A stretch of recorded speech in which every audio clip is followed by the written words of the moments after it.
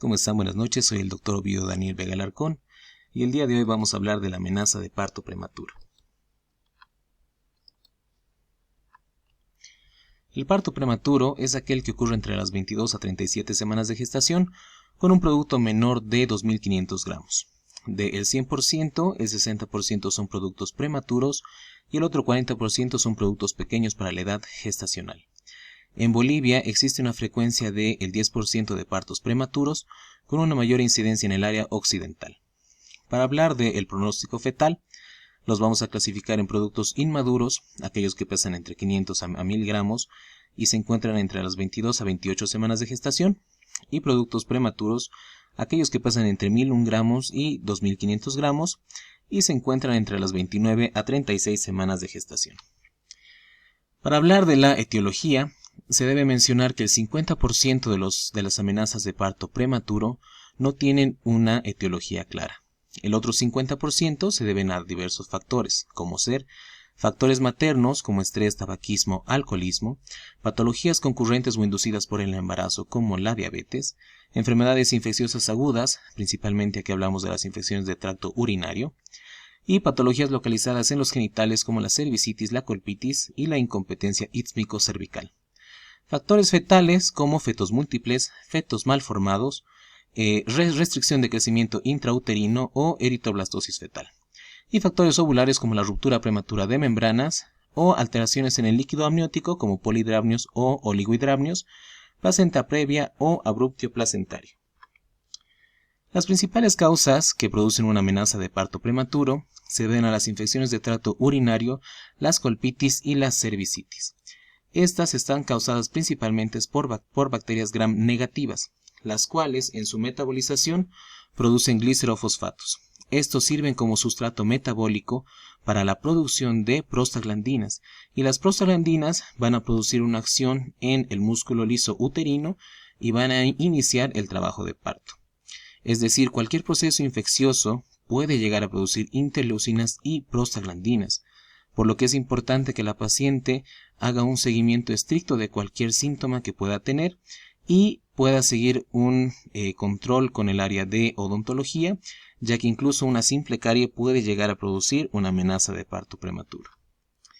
En el diagnóstico tenemos tres pilares. El principal es la edad gestacional, que se tiene que encontrar entre las 22 a las 37 semanas de gestación. Las contracciones uterinas, que tienen que ser dolorosas y tienen que ser 8 o más en una hora. Las modificaciones cervicales, en las cuales vamos a tener una dilatación menor a 3 centímetros y un borramiento menor al 50%. Si la actividad uterina ya tiene más de 90 unidades Montevideo, ya nos encontramos frente a un trabajo de parto prematuro.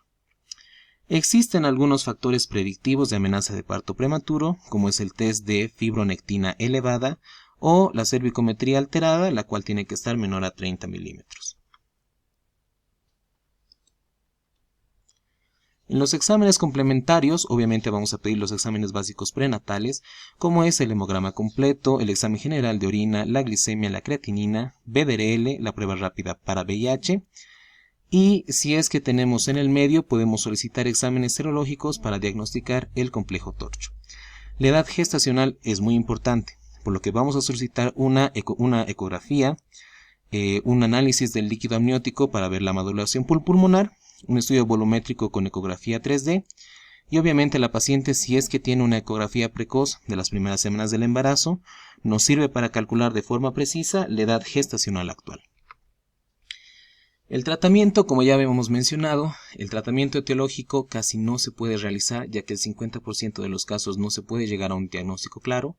Sin embargo, hacemos un tratamiento de útero-inhibición y lo hacemos en 3 fases. En la fase de ataque, la paciente tiene que tener un reposo absoluto.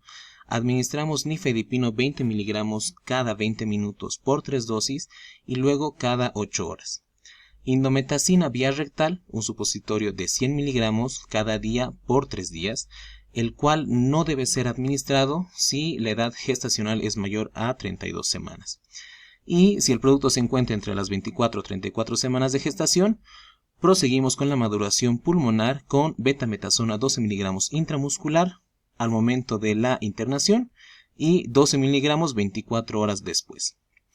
Una vez que ha pasado la fase más crítica, nos vamos al tratamiento de sostén con nifedipino 20 miligramos cada 8 horas o cada 12 horas, dependiendo cómo esté la paciente. Acabamos el esquema de la indometacina vía rectal hasta cumplir la tercera dosis, mantenemos el reposo absoluto y evitamos hacer tactos vaginales.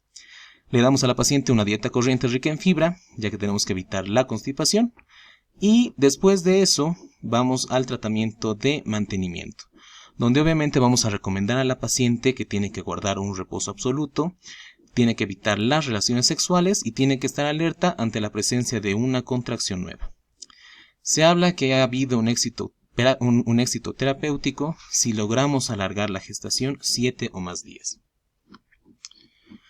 Entre las contraindicaciones de la tocolisis hay contraindicaciones relativas y absolutas. Las contraindicaciones relativas, si la dilatación cervical es de 4 centímetros o más, si hay una diabetes no controlada, si hay oligohidramnios, ya que no podríamos administrar antiprostaglandínicos como la indometacina, y las absolutas que se da para los betamiméticos. Los betamiméticos como la ritodrina, los cuales son utilizados principalmente por el área de ginecología.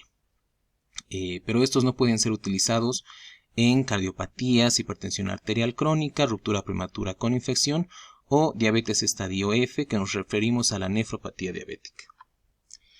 Otros agentes tocolíticos, antiguamente se podía utilizar el método Flush, que era un método muy antiguo y muy controversial, el cual ya no se utiliza, en el cual se daba alcohol etílico a la embarazada hasta que ésta llegue a un estado de embriaguez, y el alcohol hacía una acción de competencia por los canales, por los receptores de oxitocina, y así se podía inhibir el trabajo de parto. Sin embargo, este método ya no se utiliza.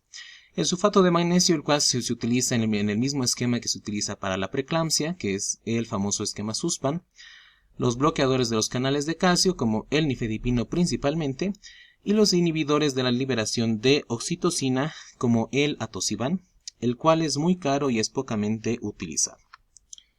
La conducta obstétrica durante la atención de parto prematuro, si es que ya nos encontramos ante un parto prematuro inminente, tenemos que saber que hay 6 pilares principales.